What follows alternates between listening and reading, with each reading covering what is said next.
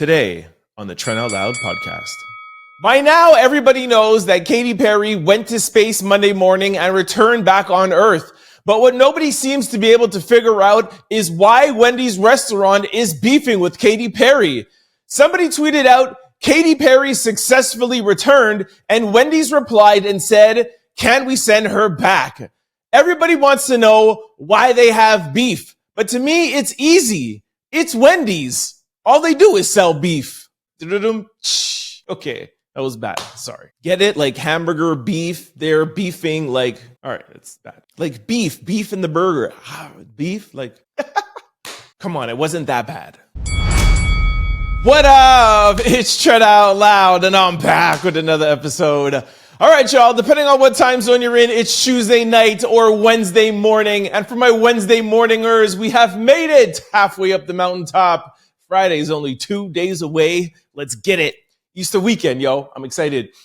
All right. I have a good show set up for you guys today. I have 3 lead stories. We're going to kick it off by talking about Barack Obama praising Howard University for rejecting Donald Trump's $2.2 billion funding conditions. We have an update on Diddy. Diddy is back in court ahead of schedule. His lawyers are being accused of gamesmanship, and Diddy wants a black female. We will tell you why. China fights back on tariffs in a clever way using social media and exposing knockoffs. In quick news, we're going to talk JD Vance, Candace Owens, Kanye West, Princess Love, Oprah, Tiny Harris, Kingston, Lil Nas X, Wendy's, Katy Perry, Funny Marco, Shannon, Sharpe, Slim Thug, and Megan Thee Stalion. As always, we're going to close out the show with comments of the day, social discussion of the day, question of the day, and a little bit of sports news. Y'all know what time it is. Turn your TVs, your radio, or your devices up. I'm about to start this show. Let's go. Our first lead story. Barack Obama praises Howard for rejecting Donald Trump's $2.2 billion funding conditions. Former President Barack Obama praises Howard University for rejecting the Trump administration's conditions for federal funding. The White House announced it's freezing $2.2 billion in grants and $60 million in contracts for the Ivy League school after it refused to implement rules such as a mask ban, eliminating diversity, equity, and inclusion programs, and making changes to program and departments allegedly to fuel anti-Semitic harassment, according to USA Today. A letter from the White House received on April the 11th also states that $9 billion in contracts are under review and could potentially be cut.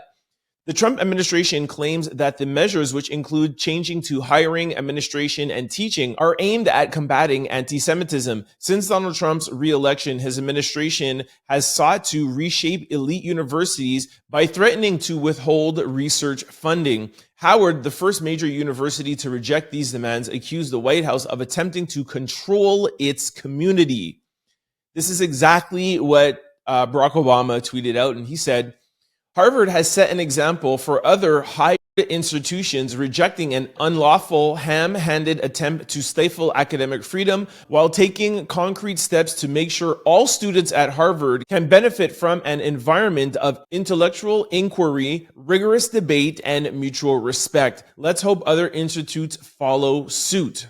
Howard University's official statement is, for 3/4 of a century, the federal government has awarded grants and contracts to Howard and other universities to help pay for work that, along with investment by the universities themselves, has led to groundbreaking innovation across a wide range of medical, engineering, and scientific fields. These innovations have made countless people in our country and throughout the world healthier and safer. In recent weeks, the federal government has threatened its partnership with several universities, including Howard, over accusations of anti-Semitism on our campuses. These partnerships are among the most productive and beneficial in American history. New frontiers beacon us with the history New frontiers beacon us with the prospect of life-changing advances, from treatments for diseases such as Alzheimer's, Parkinson's, and diabetes to breakthrough in artificial intelligence, quantum science, and numerous other areas of possibility. For the government to retreat from these partnerships now risk not only the health and well-being of millions of individuals, but also the economic security and the vitality of our nation. Okay, this one is not so easy to dissect. Let me tell you why. On the one hand, Donald Trump has been campaigning on this. Donald Trump has been very, very clear with his stands on DEI, and he's also been very clear on his stands of people protesting at universities, etc. And you guys know that I always see things or try to see things from both sides, although I strongly disagree with DEI, Donald Trump stands on DEI. However, I have to give him credit for being willing to take this task on, right? He has taken on immigration, he has taken on tariffs, he's taken on China, and now he's doubling down on universities. These are all pretty unpopular things, except for with his base with MAGA, and I have to give him credit for that. On the other side of things, like I said with DEI, I completely disagree with this. I think that a university should be able to conduct itself in its own way. They've been doing this, they said, for 3/4 of a century, 75 years. The money isn't going to help diversity, equity, and inclusion. The money isn't going to help any of the things that Donald Trump wants the university to change. It's going to the university to actually help the economy, to help people, to help health, to help everything. So this one is kind of tough. I definitely think that Donald Trump should stick to his vision. That's what he got elected for, and that's what he should do, and I respect that. However, the fact of the funding hurting the people just because you guys don't agree with on how the university should be ran, I have a hard time with that.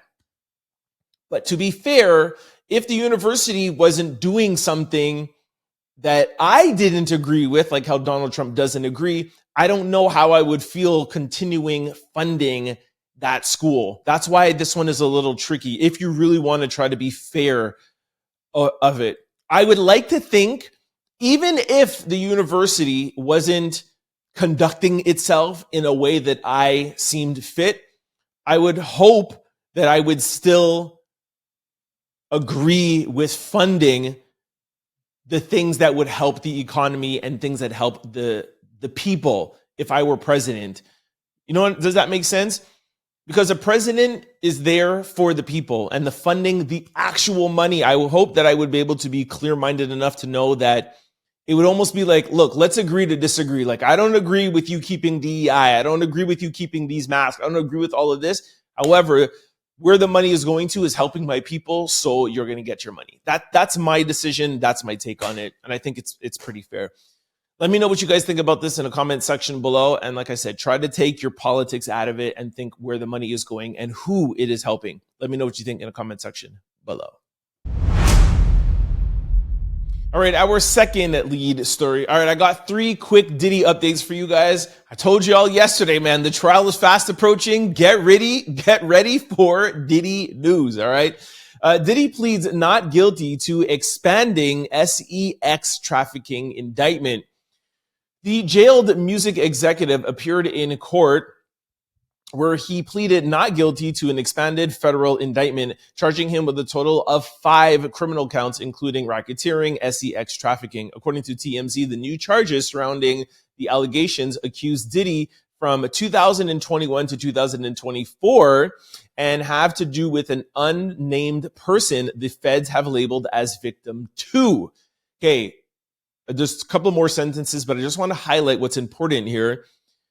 These new charges are from 2021, 2024. A lot of the other charges, like with Cassie and all that stuff, was 10, 15 years ago. I feel like they're bringing these earlier so the jury and can see that this is recent behavior, because I'm sure his defense is going to say, hey, this is something he did 20 years ago, and that's kind of hard to convict somebody, even though the RICO law doesn't have statute of limitation.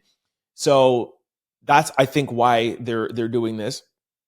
And now listen to now about victim 2, what this says, okay? So earlier this month, Diddy's legal team spoke on the expanding indictment and said, these are not new allegations or new accusers. These are the same individuals from long-term girlfriends who were involved in consensual relationships. As of now, Diddy's trial starts May the 12th. And I have a story for you that actually might get postponed. So that's what's interesting about this. They're bringing past girlfriends. This is twofold. One, they're not victims. The defense is going to say, it's like, this was his girlfriend. We're talking about a victim. They were in a consensual relationship. And they're going to say, they know each other from 2010, 2005. They've had on and off relationships, but the prosecution is going to be like, oh, this happened in 2022 or 23. Like, what are you talking about? It's been happening for 20 years because it's the same girl who I've been messing around with, right? Like, we all have those relationships that we spin the blocks, like after a breakup or whatever, So anyways, this is going to be a very interesting case. Okay, so that's one thing. That's about the new indictments, okay? And the reasons why they are quote unquote new indictments. Here is a quick video from my friend Lisa at Fox. Take a listen. Sean Diddy Combs pleaded not guilty to the expanded criminal indictment, charging that he used his business empire for criminal activities for nearly 20 years. Now, I've got to tell you that Diddy walked into the courtroom with a big smile and a new look, along with a new attitude, as he was brought into the 26th floor courtroom at 500 Pearl. His hair has turned white, and he had a haircut and trimmed goatee. He appeared relaxed throughout the proceeding, acting like he did not have a care in the world. His lawyers told the judge that due to tens of thousands of new emails connected to the latest charges, they may need a 2-week postponement to the start of the trial. Now, Judge Arun Subramanian told the court that this case is a freight train headed toward trial and gave the defense team 48 hours to file a formal request to delay the start of the trial by 2 weeks. All right, let me give you a little bit of context about that whole train wreck and the delaying and all of that stuff. However, before that, did you hear what she said? Diddy had a smile on his face. He was acting like he had a care, like he had no care in the world. Why do you think that? If you guys have been watching this show daily, I've been telling you about the additions to Joe Tacopina, Mark, the lawyer that used to be a lawyer for Michael Jackson, and the fact that the feds are not naming the victims, that they're just calling them victim 1, victim 2. There's a lot of things that has been going Diddy's way. That's why he is all smiles. And I've also told you that we heard that he might be actually even getting bail before the trial starts. We don't know about that yet. That's not confirmed. However, all right, let me give you a little bit more context on why the courts might want to delay, or why Diddy's team may want to delay for 2 more weeks. All right, so Diddy's lawyer accused of gamesmanship in requesting 200,000 documents 1 month ahead of the disgraced rapper's trial. Diddy, 55 years old, appeared in Manhattan court looking stone-faced with mostly gray hair and a beard, but smiled upon seeing his 2 attorneys. His lawyers asked for an adjournment to the trial, which is slated to begin next month, and argued that the U.S. Attorney's Office of the Southern District of New York has been withholding upwards of 200,000 documents related to the case. Algafino, one of Diddy's lawyers, told the judge that while the government has turned over discovery material, the latest indictment has substantial counts and may require a short-term 2-week adjournment. One of Diddy's lawyers acknowledged that her ask is unusual in requesting the government turn over information from the witnesses, but that there were emails and text messages not being provided in full to the defense. The prosecutor objected to the adjournment and accused Diddy's team of gamesmanship for requesting 200,000 documents from the government regarding witness communication. The prosecutor claimed the witness attorney provided documents to Diddy's team pertaining to a keyword search, to which the judge suggested prosecutors turn over full documents via thumb drive or face a possible adjournment or subpoena. In terms of any request for adjournment, we are a freight train heading towards trial. the judge said, and asked the lawyers to submit a request within the next 48 hours. Lawyers are due back in court on Friday, April the 18th. During a previous hearing, the judge scheduled Combs' trial to begin May the 5th. The prosecution expects the government's case to take 6 weeks to lay out, while Diddy's team now estimates needing 2 weeks to argue the rapper's defense. So basically, the judge is saying that, listen, you want to put the superseding indictment on just like a week or 2 weeks ago and give minimal things over? What are you talking about? You need to give everything over. I don't care if it's 200, 300, put it on a thumb drive. You don't have to deliver it. It's not 1986. We don't need it all in paper. Put it on a thumb drive and give it to them. And if they feel like they need more time, that's justified, and we'll give them 2 more weeks. Like, this is crazy. Why are you guys doing this? And it's exactly what I said. Why is the prosecution waiting so long to tell Diddy and his team who the victims are, the 2 extra victims? Why are they not telling us their names? And why are they waiting at the end, right before the trial is about to start, to give over these papers and actually not give over the papers?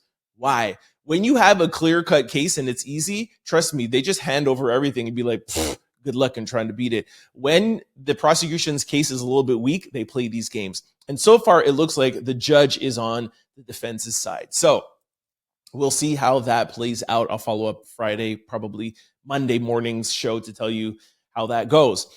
Oh, another key thing on that, why I wanted to play that for you guys, is you hear where it says the prosecution estimates around 6 weeks, and Diddy's team estimates around 2 weeks. So that's 8 weeks, which actually means more like, let's say like 10 weeks, all right? Because they're always going to drag it. So it's around 10 weeks. That means if they delay the trial 2 weeks, that's from now May the 12th, 2 weeks. That will be around end of May. So we're looking at June, July. Basically what I'm trying to get to, we're not going to get a verdict on the Diddy case to around August. That's basically what I'm trying to get to. Basically, the entire summer is going to be Diddy, the Diddy trial, crazy. And like I said, they're guesstimating 8 weeks. I'm going to bet it's probably going to go around at least 12. It probably will go into September. So anyways, now the last thing on Diddy is... makes sense. I was about to say it's crazy, but I know why he's doing it. And this article will explain to you why. Diddy on the hunt for a black female lawyer. She must be available right now. Trust me, I think any lawyer, any defense attorney will be available for Diddy right now. Okay. This is going to be the case of the century. The article reads, Diddy wants a black woman in his corner when his federal trial begins in less than 3 weeks. And that's why he's searching for a new attorney to add to his defense team. Sources with direct knowledge tells TMZ Diddy's lawyers are searching for a black female attorney to join his current team of Mark Agolfino and Tenny Garagos. Keep in mind, the mogul's attorneys have already raised race as a critical part of its defense, accusing the feds of trying to take down a rich, successful black man. Mark and Tenny are both white, so that could be why Diddy is looking to diversify his panel of counselors, but we're told his new addition is not just for appearance, and the new attorney must have the legal chops to tackle what's sure to be a hard-fought case. Our sources also say high-powered attorney Mark Garagos will have a sufficient role in Diddy's case. That's what I was telling you about earlier, the guy who defended Michael Jackson, Alice Rodriguez, Donald Trump, etc. Regardless of who else Diddy finds to join his personal dream team, we're told Mark and Tenny will continue to be lead counselors. So, like I said, this makes sense. This is going to be a case about a man, Diddy, and how he is with women. Black women, white women, brown women. Diddy has a white woman defending him. Of course he wants to put a black woman there to, I think also for media perception, but also the jurors. You have one black woman that's on the jury there. You're going to identify with a black woman. Imagine if they have a black woman juror and she sits down and she's looking at one white guy, or so 2 white guys and a white girl. And she'd be like, this Diddy. You know what I'm saying? Like, of course, it's all perception and it's all the jurors. I'm actually surprised it took them this long. I think I've said before, like, how come he's not trying to get a black woman? You got to have enough diversification on your side in a jury case like this, when the whole case is based around women. That's all this is going to be. It's all, like I told you guys yesterday, the 70 questions that they have for the jurors is all going to be around sex, women, relationships. Diddy is going to have to try to convince everybody that him having multiple women, being in multiple relationships for the past 20 years may not be what you're into, but don't put him in jail for that. That's what it's going to come down to. And a white man telling a jury that doesn't come across as believable and plausible as a white woman and a black woman by her side. Makes sense, right? Anyways, that's it for my Diddy updates. We'll see what else happens. Like I said, we're getting close, y'all. This all started, December. When did Cassie's thing? I think it was December 2023. You know what I mean? And he got arrested and he's been in jail since September 2024. It's getting close, y'all. Yo, keep it locked. Let me know what you guys think about this in the comment section below. Our third lead story. China suppliers are giving the tea on new tariffs. China is standing up against the Trump tariffs. In response to Trump's tariffs, people in China have turned to TikTok, sharing videos that expose how heavy luxury brands rely on China manufacturing and low-cost labor. They also encourage viewers to purchase goods directly from China sellers. Want to get your $100 Lululemon gear for $5? Tap in. All right, I have like 4 or 5 videos for you guys. I put them all together. What basically China is trying to do is trying to show the rest of the world how reliant we are on China, like we didn't already know. However, they're like, okay, cool. Y'all want to play with us? Cool. We're going to expose all of you people to, the everyday folks that don't even realize that how much you use China, and not only how much you use China, but then how much you gouge your own people who you're claiming you're doing this for. If you're really doing this for them, then why do you let these companies gouge them so much? Example, Lululemon, that costs, $5 and they sell it to you for $100. Nike, a $5 shoe, a $10 shoe, they sell it to you for $210. If you're really about your people, why are you letting them do that? And here is some of the exposing videos. The first one is Chanel, Estee Lauder, and L'Oreal. Take a listen. Who is producing high quality accessories for those luxury brands like Chanel, Estee Lauder, L'Oreal? You're saying you're the supplier behind all these beauty accessories for those big luxury brands? L'Oreal, MAC, Chanel, Bobbi Brown, and even Rosewood Hotel. Show me your factory. Show me the production line. Here, this is our copy room. So you can see the machine, here chocolate, and here comb. All right, here's one about Zara and H&M. Who are the suppliers of Zara in China? The supplier of Zara shoes is Yuanli Tong Shoes. The supplier of Zara coats is Tongli Clothing, and is also the OEM factory for H&M. And the supplier of Zara knitwearing is Wanli Weaving. Somebody wrote, I think they are exposing the supply chain. If these aren't knockoffs, but the actual product line, they could undermine our capitalistic fascination with luxury brands at the source. The idea that one could get the same product without the label for 1/10 the cost versus our values. We'll talk about that in a second. I have a little bit more. Here is one with Gucci, Prada, Coach, and Louis Vuitton. Take a listen. Do you recognize this style, this bag? Of course you do. For the past more than 30 years, we have an OEM factory for most of the luxury brands around the world. Gucci, Prada, Coach, Louis Vuitton, you name it. All right, now here is a guy that's going to explain to you 3 reasons why these big places will use the OEM factories in China.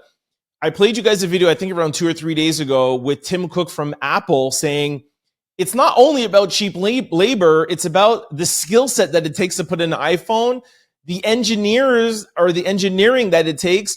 There's maybe like, what did he say? He said, in the US, you could fill up a room with them. In China, you could fill up football fields with them. Listen to what this guy is saying. Now, as the USA and its little European brothers are trying to refuse Chinese goods, don't you think luxury brands are not trying to move their OEM out of China? Yes, they did, but they failed because the OEM factories out of China, they don't have good quality control and they don't have are either too expensive or too lazy. 3, they don't have any supply chain. They always have trouble getting leather or zippers or any accessories. That is why they failed, and that is why we will always be the best OEM factory for luxury brands. Here is another statement. Most of the stuff China is selling at a deep discount is the same thing made for the brand. What we are seeing now is the true cost of the item and the gross profit being taken down, such as Nike, $10 a pair for manufacturing, selling at $150 and up in the US before the tariff. All right, here is another one. Louis, Chanel, and Hermes. Take a listen. Louis Vuitton and Chanel will hate me if I tell you this, revealing the secret behind big brand. Let's go! Hang Long from Singapore, or Bodin Rugs for their lambskin from France. Tannery Haas, Italian Tannery, Fight. Okay, they, as a joke, they kind of bleeped out the name. They're like, they don't want us to say the names. Okay, that wasn't us bleeping it out. That was them. For those of you who are not seeing it, they were talking about Louis Vuitton, Chanel, and Hermes. Okay, here's another one about Lululemon, Fila, and Under Armour. Who are the suppliers behind Lululemon? Some of their yoga wears are actually from Xianglong Clothing and Huangqisheng Clothing. And guess what? Both factories located in Yiwu here. And these two factories also supply clothing for Fila and Under Armour. I guess most of you know the price of Lululemon or other big brands. They sell you a legging pants for $100. And guess what? Here in these two factories, you can get them for around $5 to $6. The Chinese government recently told their people to F copyright laws and US patents, make what you want. It's pirate season. Here is the last video from the supplier of Dior. Take a listen. Wholesalers, it's 2024 and you still don't know who are the suppliers behind Dior? Their knitwears and cardigans are from Beyond Garments from Hangzhou. Beyond Garments is also a supplier behind many luxury brands. So basically, what all this is saying is Dior, Chanel, Louis Vuitton, Nike, etc., they don't actually have their own factories per se. They go to a place or send their stuff to a place. They make it all for them. They deliver it to them 90% done. They slap on their logo. They slap something else on. They'll say, hey, this is made in Italy. This is made here, etc. Sell it to you for 10 times the price. Okay. Look, this is not, I don't think this is really surprising to most people. Yes, maybe we're seeing it now. And by the way, this is going huge all over TikTok. Like it's the biggest thing on TikTok right now. I think maybe what people are being surprised at is like actually seeing it and seeing inside the factories. Y'all know I've been in retail for 15 years, or I was in retail for 15 years. So I've been to China. I've seen all the factories. I actually made stuff out in China, and I've been to like some Nike factories and stuff too. So anybody who's been in retail or garment industry, you know all of this was happening. So I think, yes, this is going to be a trend and this is going to be something that's spoken about. But I don't actually think this is going to affect any of these major brands, Hermes, Louis Vuitton, etc., etc. Let me tell you why. It's just what I think. I could be wrong. But rich people don't care about $10,000, $15,000, $20,000, $40,000 bags. They don't. Like rich people like spending money. I don't mean rich people that are making 100, 200, 300. I'm talking about multimillionaires. I'm talking about billionaires who buy Hermes bags. They like spending money. It's not the money. It's the fact that Hermes calls them up and says, yo, we made, 400 limited edition Birkins. We want to give you one, Cardi B. And Cardi B's like, yeah, sure. I'm going to give you $200,000 for it. Like, she doesn't want to get it from the factory that makes Birkins.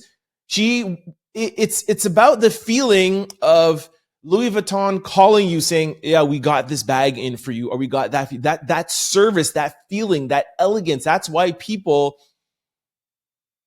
want to be in these positions. It's not the actual purse. We know the Walmart Birkin and the real Birkin look the exact same and nobody can really tell, but it's about the feeling of really being successful enough to pay for a $40 Birkin.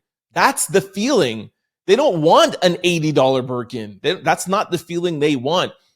Ferrari, you guys know I'm into cars, supercars. It's, man, Lamborghini just made the new Revolto. The Lamborghini dealership gets 20 of them, each Lamborghini dealership across the entire world.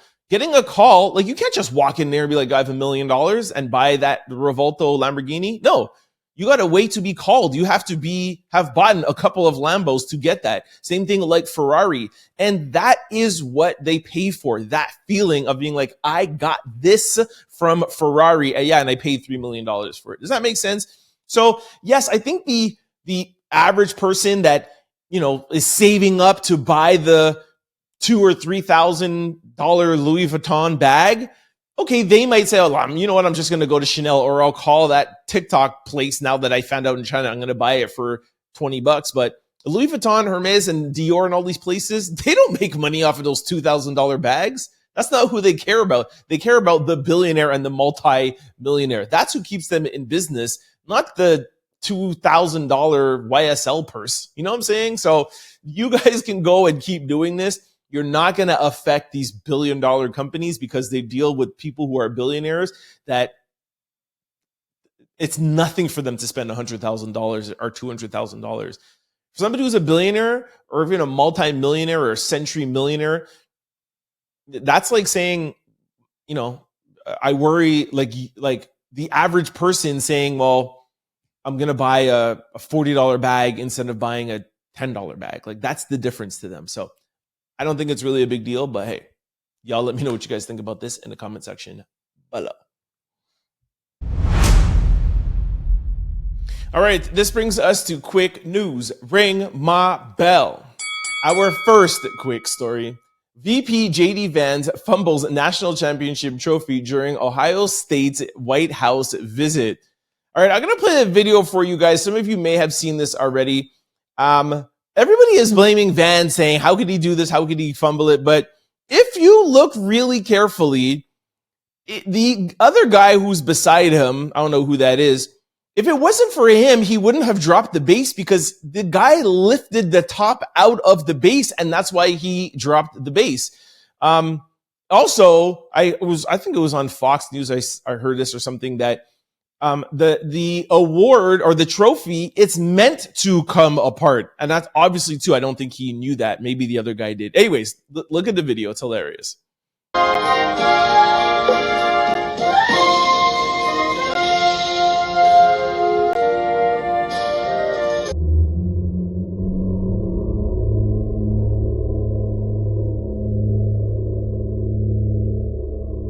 You see what I'm saying? Why take the top off like that? Of course, it's going to make the bottom like not as heavy, and then you fumble it, I mean, I'm not saying I would have fumbled it or anything. I'm just saying I could understand how it could be, changing the weight. Anyways, let me know what you guys think of the VP in the comment section below. Our second quick story. Candace Owens subpoenaed in a lawsuit against Ye by former employee Trevor Phillips. They are requesting 5 years of private messages between Candance and Ye that include a list of specific words.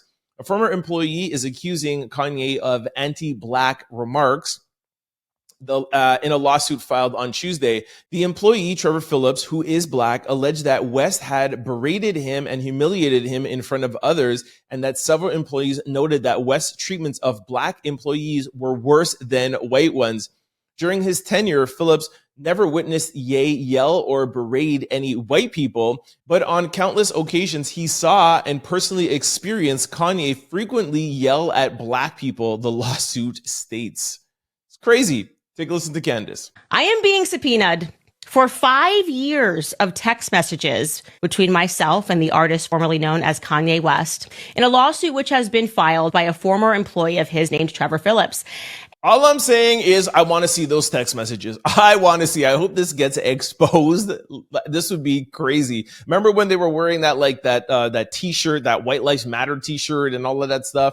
I'm sure their text messages gets juicy. If I get a hold of them, I'll definitely bring it to the show. Our third quick story: Princess Love says she's never drinking again. Oops, Princess Love says she's never drinking again. Could this be in connection with her viral moment with Ray J? All right, remember yesterday I showed you guys a clip of Ray J at the Millennium Tour, and there was somebody in the crowd like taking like a selfie or whatever, and they were like, is that Ray J and Princess Love, who are actually getting a divorce right now, making out? And I told you guys yesterday, you cannot trust anything that Ray J does. Everything is for his YouTube channel and his streaming network. So this is like deflection. Princess Love came out and said, never drinking again. She put this in her stories on Instagram, never drinking again. And she also said, never mix tequila and Tito. Whatever, Princess Love. Y'all know y'all still together and you love that man. Stop faking the funk, all right? Let me know if you guys believe any of this in the comment section below. Our fourth quick story. Oprah Winfrey reflects on Gayle King's space journey. Besties supporting each other, even when that means the bestie is going to space. You know, Oprah had to be there to see Gayle King. All right, I have a little video. Just wanted to show you guys, well, I'm sure we already knew from all the memes in the video, but Oprah confirms how terrified Gayle was. Take a listen. True definition of courage. Courage, you can't have courage without having some fear, some hesitation, some reluctance. This girl was terrified. She was terrified. I know how terrified she's been because I've been hearing it since October. Our fifth quick story. All right, this is a picture of Tiny Harris doll for those of you who are seeing this on video. Do you guys know about this trend that's going around? It's some app that you submit some pictures and it will give you a doll of yourself, and it'll also give you like accessories. It's all over the place. Somebody did one of Tiny, and you could see the doll right here. Hilarious. And they also put, like I said, they're supposed to come with accessories, and this one says BBL sold separately. Yo, poor Tiny and T.I., man.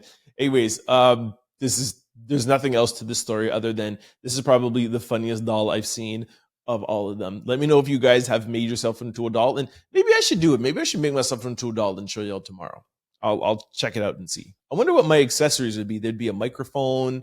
What else would there be? There'd be a microphone. There'd be a phone for sure, and a camera. I don't know what else there'd be. Anyways, let me see. I'll check it out. Let you guys know. Our sixth quick story. Sean Kingston in custody in Miami after failing to post a $100,000 bond. Sean Kingston is locked up because he couldn't cough up $100,000 cash bond tied to his federal wiring fraud case. Yo, Sean Kingston, bro. We told you guys last week that him and his mom were found guilty. His mom didn't get bond, didn't get bail because she has been charged and was in jail for fraud already. So they're like, we're not letting you out. They let Sean out. You telling me all of this stuff y'all were doing, you don't have $100,000 stashed somewhere, bro? Like, what kind of criminals are you guys? You guys are horrible. Well, no wonder why you got caught. Anyways, I find it hilarious. It's not like they're asking for, $1 million, $2 million bond, bro. It's $100,000, dog. Like, you were a big artist back in the day. Anyways, Sean Kingston is in jail with his mom. Remember there was a whole discussion like Sean should have went in, taken the time for his mom and let his mom out. Well, that all discussion is all done now because they're both just chilling up in jail. Listen, not like I want to see anybody in jail, with black people in jail or Jamaicans in jail. Like, this is my people, but yo, what's the saying? You play stupid games, you win stupid prizes. Dude, this is embarrassing almost, Anyways, shout out to Sean Kingston and his mama. Our seventh quick story. Lil Nas X says he lost control of the right side of his face. Lil Nas X shares that he's experiencing issues with the right side of his face. Let's keep him in our prayers. All right. Normally, y'all know I'm a nice person. I think you guys know that. And I'd be like, oh, I feel bad. I hope he's okay. I wonder what this could be. But because it's Lil Nas X, and he's literally made a name for himself by trolling everybody, I feel like this is another Lil Nas X troll. If you guys don't know, Lil Nas X came out one time and said that he got boob implants, okay? And he had like, they looked real. And he let people think that for like weeks. The videos, you know, the Nike shoes with the blood in it, like all of these, he's a troller. I'll play a video. It looks kind of real, but just put an asterisk beside it and just remember this is Lil Nas X that we're talking about, all right? Take a listen. This is me doing a full smile right now, by the way. It's like, what the fuck? Bro, I can't even laugh right, bro. What the fuck? Oh my God. I think he might be like at the dentist or something and like they froze his mouth. I was trying to look carefully at the top of his face to see if anything was moving. I know if you have some, like Justin Bieber had something like this, or was it Justin Timberlake? Somebody had something like this, and they're like, their eyes move, but nothing else moved. If you look carefully, like his nose was moving, his eyebrow moved a little. So anyways, I don't know. I don't want to get caught up in any of his shenanigans. So if he is not well, I hope he gets well soon, but I think this is Lil Nas X trolling. Our 8th quick story. All right, Pop Crave posted and said Katy Perry has returned from space. And then Wendy's, like the restaurant Wendy's, the official account says, can we send her back? And listen, nobody, the caption is who over at Wendy's got beef with Katy Perry. Get it? No pun intended. Who's got beef with Katy Perry? I literally can't find out what the issue is. If anybody knows, please let me know. Like, what is she? Like, is she like a vegan, or has she said something about fast food? Like, I researched this. I cannot figure out why. Nobody I know could figure out why. I looked at even in the comments. Sometimes you could find things out just in the comment section, and literally like 2 or 3 people asked the same question, and the answer was like, I have no idea. So if anybody knows what Wendy's beef is, I think it's hilarious for a restaurant. I love when restaurants' Twitter accounts drag people. I love it. It's so funny to me. But yeah, if anybody knows out there what the beef is between Katy Perry and Wendy's restaurant, let me know. Because I want to know whose side to be on. You know me, I got to investigate. I got to find out both sides and then come and draw an opinion and see who's right or wrong. I'm sure it's going to come to light at some point. Katie's got to have to answer them, but let's try to beat them to the punch, man. What's up with Wendy's? Our 9th quick story. Funny Marco roasts Shannon Sharpe, says that he looks like Miss Netta. Funny Marco and Shannon Sharpe clash hilariously over Marco's joke. After Marco's joke that Shannon Sharpe looked like Miss Netta during a recent episode of The Nightcap, co-host Chad Ochocinco Johnson erupted in laughter as Sharpe fired back with his own wit, turning to a playful roast session into a viral moment full of laugh and side eyes. Okay, this is actually super funny. It's literally going viral. It's everywhere. To me, the funniest thing is Ocho. Like, he's literally in the middle of them, in the middle frame, and he is cracking up. I don't know why Shannon took so much offense. You actually look like Miss Netta. He started talking about Funny Marco's acne and like, yo, he went off. Anyways, I guess let's play the video and then I'll actually show you a side-by-side picture and then you can see if they look alike, all right? Here's the video. Anybody ever told you look like Miss Netta? They do sometimes. Okay. I don't get up. It used to bother me, but guess what? It don't stop them checks from coming in. And it don't stop them young ones from opening up. It sure don't. So let me. As a matter of fact, you more like Miss Netta to me with that skin. Now that you brought it up, you should have left that alone. Put some glasses on. Like it ain't about the acne. Yes, it is. No, I'm glad you brought that up. But since you took it there, let's go there now. See, there we Put go some with glasses on. All right, now we getting into tip. I'm really scared right now. Jeez, Shannon Sharpe really took offense to that. Anyways, here is a side-by-side picture. Shannon Sharpe and Miss Netta, and Funny Marco told no lies, man. They look identical. That looks like Shannon Sharpe in a wig. No lies were told. Yo, I'm on Funny Marco's side. Tell me that Chad was not hilarious. Ocho was hilarious, man. Anyways, let me know what y'all think about this. Do they look alike? What's up? Our 10th quick story. Slim Thug believes Megan Thee Stalion has a crush on him after she performed 2 of his songs during Coachella. If that ain't a hey, I want you daddy call, I don't know what is.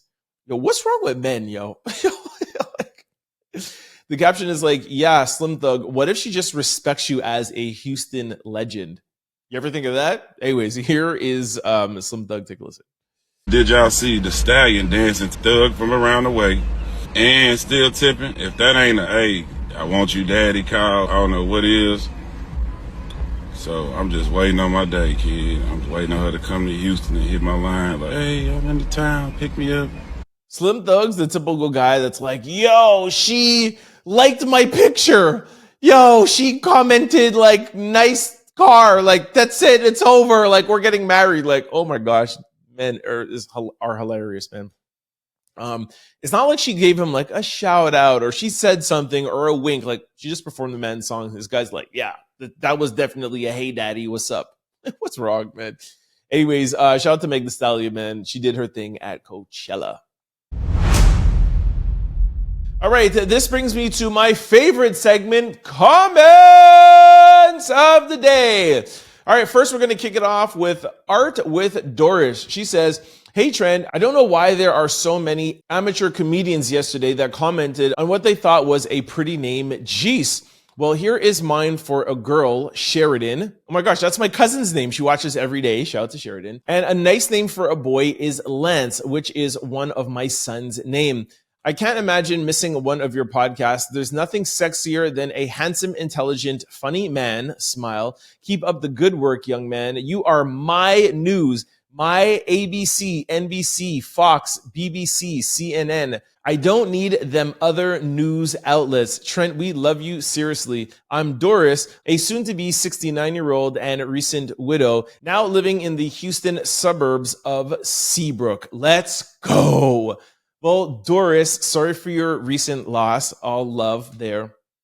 Thank you so much. That's an amazing compliment. ABC, NBC, Fox, BBC, and CNN. You don't need any of them because you got the Trent Out Loud network. Love you for that. Thank you. Like I said, my cousin's name, Sheridan. So I had to plug this in here. Shout out to Sheridan. She's a daily listener. And also, too, I want to shout all of you guys out who put names in the comments yesterday. I wish I could read all of them. Such nice names. We did a way better job than the first people did with, cracking jokes like Doris said. Everybody thought they were amateur comedians. You guys gave amazing names, like every single one of them. I actually took a screenshot and I kept them that when or if I ever have kids, I'm going to name one of my children or all of my children some of your answers from the comment section. I think that'll be nice, right? Like, oh, Dad, where'd you get my name from? Like, from one of the Out Louders named you. And I'll actually tell you guys. Anyways, I'm not planning any kids. Don't worry. Art with Doris, thank you very much. Next one is Jennifer. Okay, Trent, Jennifer from Texas here. See, we're large out in Texas, You had me laughing out loud with that helmet and those goggles on. Now we're doing props. Laugh out loud. You're really hilarious. Keep up the great work and kick the negative comments people to the curb. Haters gonna hate and lovers gonna love. Are you gonna go to the Diddy show brackets trial? Love from Texas. Thank you so much for that. I thought that was actually kind of funny yesterday with the helmet and goggles. I put this in here because I actually am working on something for the Diddy trial. There'll be something special that we're going to do. It's not cemented in stone yet, but yes, we are working. Like I said, I'm friends with Lisa from Fox and Megan, the best trial attorney. So we're working on some things. I will have some inside daily scoops. I'm working on it. So thank you very much for that, Jennifer. And thanks for all the nice things you said there. Next one is Magic. Magic says Lotus is a pretty name. Okay, that is a really pretty name. Lotus. That's a really pretty name. Like I said, I just pulled this out randomly. It was like eeny, meeny, miny, mo. There's a lot of great names. Thought this one was really pretty though. Lotus. Next one is Gregory. Yeah, if he's trading the Mac packs, he's doing all right.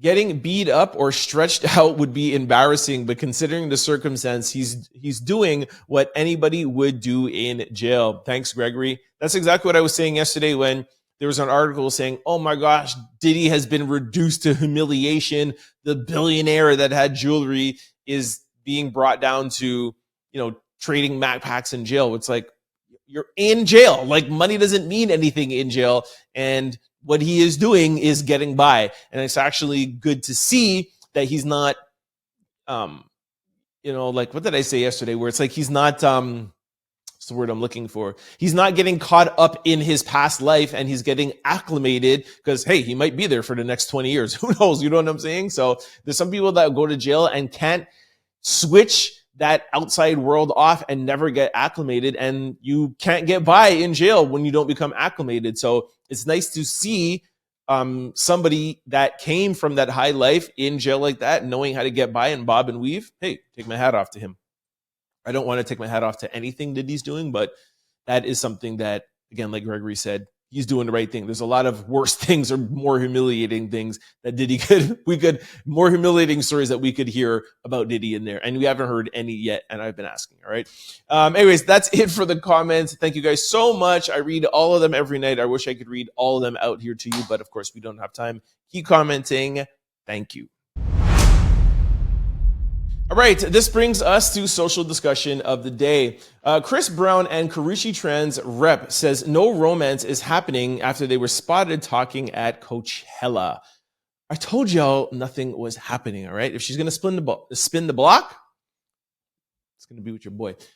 Chris Brown and Karrueche Trend had friends buzzing after being spotted together at Coachella, but sources tell TMZ there's no romantic rekindling despite the nostalgic vibes. There's no romance reunion. Insiders with direct knowledge say their interaction was simply friendly, and there's nothing happening since their breakup in 2017. Fans were hoping for a reunion, especially after Chris Brown told Kingston that he was juggling multiple relationships. Sources confirm that he's not clearing the schedule for Karrueche. All right, so this brought me to have a discussion with you guys about spinning the block. What do you guys think about getting back with your ex? I'm happy that Karrueche is not spinning the block with Chris. I know that Chris would love to, but Karrueche is not interested in that. But it begs the discussion, if you are with somebody and you guys break up for whatever reason it is, if you see the person 3 years, 4 years, I'm not talking a couple of months, I'm talking 3 years, 4 years, 5 years later, and the things that the person didn't do or that was lacking, if they have those qualities now, do you spin the block? Do you give them a second chance? Outside of cheating, because that's a trust factor, but sometimes you just grow out of love, or the ambition is not there, or there could be a bunch of other factors. If the person gains that, do you spin it back? I actually think there's never a good time to spin it back, me personally. I think that there is definitely people that can change and people can grow. And I don't want to ever seem like I'm the type of person that won't accept that or welcome change. However, I just think that once a relationship is broken, it's broken for a reason. And it's rarely just one or two things. It's just the compatibility, because if you guys were meant for each other, truly meant for each other, and truly were in love with each other, again, like I said, outside of cheating, then whatever that person lacked, it's still never really going to be there. And if it was going to be there, then why wouldn't you stay with them through that? Does that make sense? If let me think this out here. I got sidetracked for a second. If you break up with somebody, let me give an example. If you break up with somebody because they're not good with money, okay, and you see them 5 years later and they're amazing with money, they have a great job and everything together. My whole point is that if you left them 5 years ago for that and they have that now, the person who has the job shouldn't want to go back with the person who left them when they didn't have that, is what I'm trying to say. I feel like they will never be able to get over that. Like, yo, now I got the money. Why didn't you stay with me through the times when I didn't have money.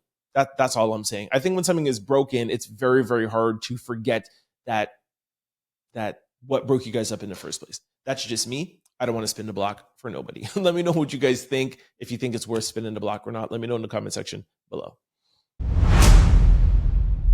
All right, this brings us to question of the day. What's one reality show you would dominate if given the chance? Okay, first person said supermarket sweep. The heck is that? Supermarket sweep? I don't know. I would be horrible at that. I don't really do that much groceries. Next person said 600-pound life. Next person said, all right, here we go. Amazing Race. I would be amazing at Amazing Race. And I know who I would take. I would take my sister with me. 100,000%. We're both polar opposite, and together we make the best team ever. We're like yin and yang. Everything that I would love to do, she would hate to do. It would be perfect. Yeah, Amazing Race. Somebody said The Circle. I don't know what The Circle is. Sorry, I really do not watch reality shows and these gaming shows. Unrelated, but okay, sorry. Somebody said unrelated, but Netflix really messed up Pop the Balloon. I'd do good at that too. Secret Millionaire. Okay, I don't know it. Staying Single. Okay, I think somebody's just making a joke. What else? Fear Factor. Ooh, I'd be horrible at Fear Factor. No, man, I'm not eating all those animals and doing all of these crazy things. I would be horrible at Fear Factor. Horrible. Somebody said Cheaters, Taylors, Big Brother. You know what? I've heard about Big Brother, but I don't know what Big Brother is about. I actually know somebody that was on Big Brother. I don't even know what Big Brother's about. I don't know if I'd be good at that. Somebody said Snowfall. I'm trying to be funny. Shark Tank. Of course, I'd be amazing at Shark Tank. Hello, I've been an entrepreneur my whole life. I Love New York. That's hilarious. Project Runway, fashion. I think I'd be pretty good at that. American Ninja Warrior. I would like to say that I would be really good at that. I've been in the gym since I was young as a teenager. I think I'd be fit enough to do it, but it looks really easy on TV. I don't know if I would be. What is the question again? Yeah, you have to dominate. I don't know if I could dominate America Ninja Warrior. I think I'd be good though. Here's The Circle again. I got to Google what that is. Somebody said Martin. That's funny. Deal or No Deal. I'd be amazing at Deal or No Deal. It'd be amazing. 1,000%. I haven't seen Who Wants to Be a Millionaire, but I think I'd be dope at Who Wants to Be a Millionaire too. Somebody said American Gladiator. Somebody I've always wanted to go as a kid. Price is Right. I don't think I'd be great at Price is Right. I don't know about like prices of things like that. Yeah, I'm not really a big shopper. Okay, hold on. I have to Google what The Circle is because this is like the third or fourth time. Hold on. What is the point of The Circle show? The object, like that of social media itself, is to find a way to win the favor of most people and become the top influencer. If one fails, they are blocked from the circle and their dreams of being top influencer and winning $100,000 are crushed. Yo, sign me up, man. Done. I'm winning. Boiling Point. Oh, I don't remember what Boiling Point is. Shark Tank. Yeah, it'd be dope. Southern Charm. Don't know what that is. Nap Wars. I think that's somebody joking. Anyways, that's it. All right. Let me know what you would be good at. Any of the ones that I said, or if there's any that I'm forgetting, let me know in the comment section below. Yo, I'm going to apply for The Circle right now. Yo, let's go. All right, this brings us to sports news. All right, the WNBA draft, everybody's talking about Paige Becker, who went first round. All shout out to Paige, she deserves everything. However, I am choosing to highlight Dominique Malanga, drafted to Seattle Storm number 2. She is the literal female version of Webby. Take a listen to this. With the second pick in the 2025 WNBA draft, the Seattle Storm select Dominique Malanga. Dominique is from France, just like Webby, and she stands 6'6" tall. She can dunk. She also has a wingspan that stretches just over 7 feet, and she has the quick feet to defend the rim and out in space. For now, people talk about me because of the dunk, but I assure you I can do more, Malanga says. I really can run, can jump, and can cover space on the court, on offense and defense. She is an all-around player. I feel like she is going to be the new face of the WNBA. Shout out to Angel Reese, shout out to Caitlin Clark, shout out to Paige, shout out to all of them. I feel like Dominique's going to be the new face. Her and Angel. It's over. Done. What up? All right, y'all. That is it for my Thursday night show, whenever you're listening to it. Thank you so much for kicking it with me. We only have 2 more days left to the weekend, baby. It's Easter weekend. Let's go. I'm wondering if I should do a show on Monday or take Easter Monday off. I don't know. I'm not too sure. Y'all know I hate to take time off, so I probably will, but just throwing it out there. That maybe I might take the day off. Not too sure. All right, before I let you guys go, just want to remind you of all the ways to keep up with the Trent Out Loud podcast. For my YouTubers, sorry. Something got stuck in my throat there. For my YouTubers, if you're ever going on a flight or you're going somewhere where you don't have internet or access to the app, have no fear. The Trent Out Loud podcast is here. Sorry, I had to rhyme that. Have no fear. We're available on all podcast platforms. You could just download the episode and take it with you. Just go to your desired platform, type in Trent Out Loud. The show will pop up. Do not forget to hit the follow or subscribe button so that you can be notified every time we upload a new show. And just like YouTube, we upload daily. And don't forget, Spotify also has video. Vice versa, for those of you who are used to listening on podcast platforms, thank you so much for your downloads. We appreciate y'all. However, we want y'all to come over here and hang with us over on YouTube with the Out Louders. It's a vibe over here. Although, like I have been saying, there's some comments from my homeboy Pat that watches on Spotify, watches video on Spotify. So the comment section is starting to heat up over there. But it's still a vibe here on YouTube, so come and check us out, all right? Head on over to YouTube, type in Trent Out Loud, the show will pop up. A couple of housekeeping rules. You got to hit that subscribe button, entering in. That gives you entrance into the fam. Hit that like button. We got to get the algorithming. And most importantly, please try to comment. Answer any of the questions or the statements that I said if you agree or disagree. It's all fair. I do this podcast with you guys, so if you guys do not comment, it's literally like I'm talking to myself, all right? This is a shared platform with you and I, so I need your comments. When you're commenting, please try to comment where you are from. This is a global podcast. I have the analytics, but it's just nice to see when you guys are having conversations to know where everybody is from. We're trying to build a global community, all right? If you guys are really enjoying the show, please try to share it with your family, friends, and loved ones because it definitely helps in growing the channel. We appreciate y'all. For those of you who want to follow me on social media, I'm available on all social platforms. It's always the same handle, Trent Out Loud. Also, we have started a new blog page. Nothing serious just yet, just videos. Formerly Out Loud, FORMALLY. If we ever have videos that have like swearing or they're too explicit to post on YouTube, we'll post them over there on our new IG page for you guys to see the unfiltered version, all right? So that's the 2 places where you could find me. All right, that is it for my Hump Day Wednesday show. I hope you all enjoyed it. I'll see you tomorrow. Have a great day. Peace. Don't forget to like, comment, and subscribe. It's your boy, Trent Out Loud. Peace!